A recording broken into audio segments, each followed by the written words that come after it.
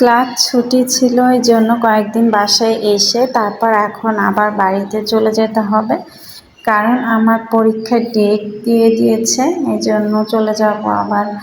তো আজকে রাতে বসে বাকি কাজগুলো কমপ্লিট করছিলাম লেখা, এর মধ্যে দেখি মাত্রার বাবা মাত্রার জন্য কেক কিনে এনেছে।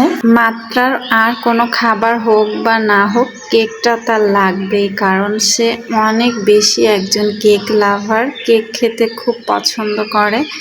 সকালে সুন্দরভাবে আমরা রেডি হয়ে নিলাম, এখন চলে যেতে হবে মাগুরার উদ্দেশ্যে। কয়েকদিন তো বাসায় ঘুরলাম, থাকলাম, এখন আবার চলে যাব। এই জন্য খেয়ে দিয়ে এখন বের হয়েছি। বের হয়ে দেখি এত বেশি রোদ্দুর আর গরম, এই কয়েকদিন প্রচুর গরম পড়ছে। আমি আর মাত্র রিক্সাতেই যাচ্ছিলাম, কারণ হচ্ছে আমাদের সঙ্গে ব্যাগ ছিল, আর বাইকে এরকম ব্যাগ নিয়ে যাওয়াই যায় না, মানে কোনো রকম আমরা দুইজন বসতে পারি, তবে এরকম ব্যাগ ট্যাগ ওখানে ঝোলানো যায় না। এই জন্য আমরা আর কোনো রিস্ক নিই নাই। আমরা কখনো ব্যাগ থাকলে আমি আর মাত্রা রিক্সাতেই যাই। আর এখন প্রচণ্ড রোদ্দুর, তার মধ্যেই আমরা বের হয়ে গেলাম, আর এটা ছাড়া কোনো উপায়ও ছিল না। বাড়িতে এসে একটা লম্বা ঘুম দিয়েছি, এটা রাতের পরের দিন সকালের একটা ভিডিও। সকালে ঘুম থেকে উঠে দেখি 9টা 41 বেজে গিয়েছে, আমাকে আবার ক্লাসে যেতে হবে। এই জন্য তাড়াতাড়ি খেতে এসেছি। আর আমার আম্মু আজকে একদম আমাদের বাড়ির দেশি মরগ রান্না করেছিল, আর হচ্ছে সঙ্গে ডাউল ছিল। খাওয়া দাওয়া শেষ করে আমি দেখি আমার আম্মুরা একদম অনেক ব্যস্ত।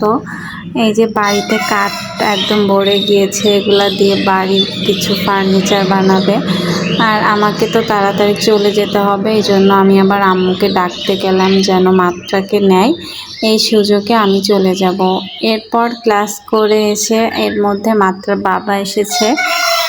তো মাত্রা বাবা আসার পর আমরা যাচ্ছিলাম হচ্ছে নদীতে, আমাদের এখানে যে গড়াই ব্রিজটা কামারখালী, সেইখানে যাচ্ছিলাম। এটা তো এখন অনেক ভাইরাল হয়ে গিয়েছে, সবাই আসে ছবি তুলতে বা দেখতে, কারণ জায়গাটা অনেক বেশি পপুলার। ফেসবুকে সবাই দেখি এটা ছবি ছেড়ে দিচ্ছে, মানে সবাই অনেক ঘুরতে যাচ্ছে।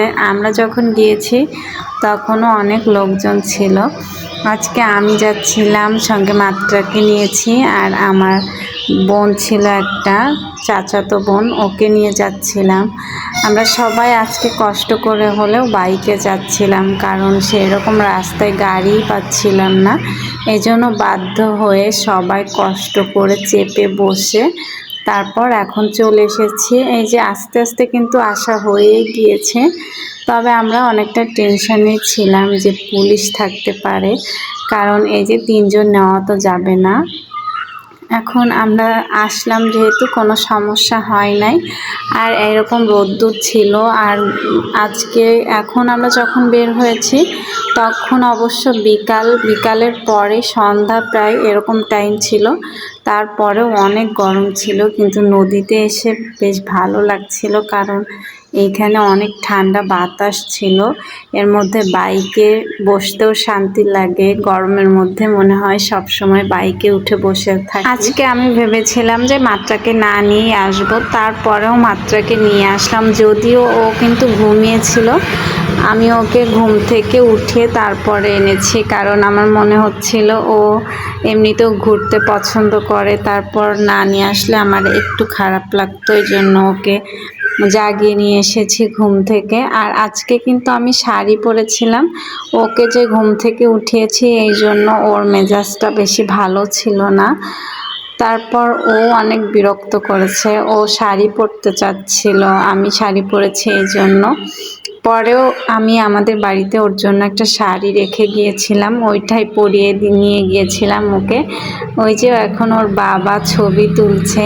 আমার আসলে মেজাজটা ভালোই ছিল না, কারণ আমি আসলে এইভাবে নিয়ে আসতে চাইনি ওকে। এরপর দেখি বাবা মেয়ে ফটোশ্যুট করছে, এখন আমরা ফটোশ্যুট করছিলাম। আমরা কয়েকটা ছবি তুলে এরপর আমি আর মাত্রার বাবা একটু রং ঢং করে ভিডিও করছিলাম, একটা ভিডিও বানাবো এই জন্য। আর আজকে আমি খুব সুন্দর একটা শাড়ি পরেছি, এটা অনলাইন থেকে অর্ডার করেছিলাম। ওইটা মাত্র বাবা রিসিভ করেছিল, এই জন্য এতদিন পরা হয়নি। আমি যেহেতু বাড়িতে ছিলাম আর শাড়িটা ফরিদপুরের অ্যাড্রেসে পাঠিয়েছিল, এই জন্য ওইখান থেকে রিসিভ হয়েছে। আর এই যে শাড়ি পরে এখন আমরা একটু ঢং করছিলাম।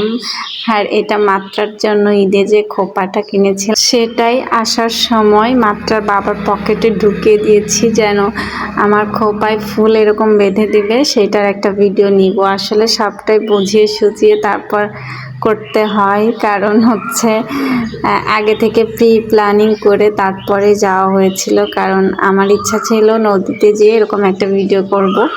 এখন এই যে আমাকে নিয়ে সে দৌড়াতে শুরু করে দিয়েছে, আর মাত্রা পেছন থেকে বারবার বলছে যে আমাকেও নিয়ে যাও, আর যেও না। ও ভাবছে ওকে রেখে আমরা কোথায় যেন চলে যাচ্ছিলাম।